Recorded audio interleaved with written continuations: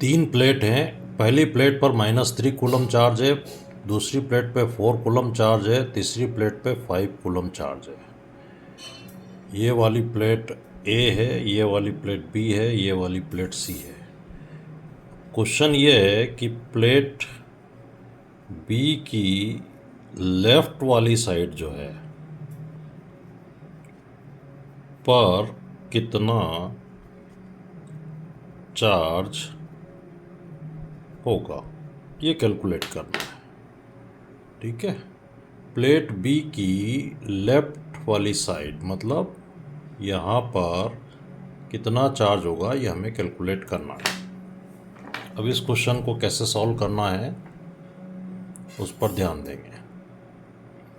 याद रखें कि जब सिस्टम आप 2 प्लेट या 3 प्लेट या 4 प्लेट हो जो साइड बाय साइड रखे हैं, तो उसमें सबसे लेफ्ट में Q चार्ज होगा और राइट में भी Q चार्ज होगा। मतलब यहाँ और यहाँ चार्ज इक्वल होगा और वो Q होगा। और इस Q को निकालने का तरीका है कि इन तीनों के चार्ज को ऐड करो, टोटल चार्ज, और उसको 2 से डिवाइड कर दो। तो -3 coulomb plus 4 coulomb plus 5 coulomb divided by 2। 5 + 4 9, 9 - 3 6/2, तो ये आ गया 3 कूलम। ठीक है,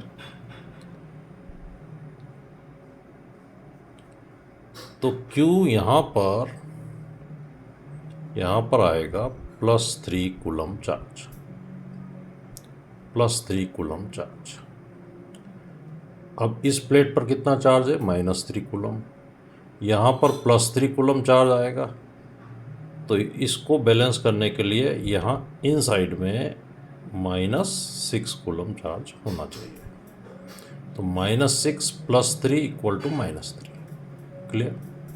अब यहाँ -6 आया तो यहाँ इंडक्शन के कारण यहाँ पर आएगा +6 कूलम चार्ज।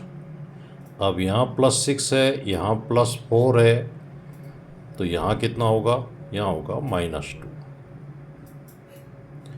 यहाँ -2 है तो यहाँ कितना होगा, +2। यहाँ +2 है तो यहाँ कितना होगा, +3।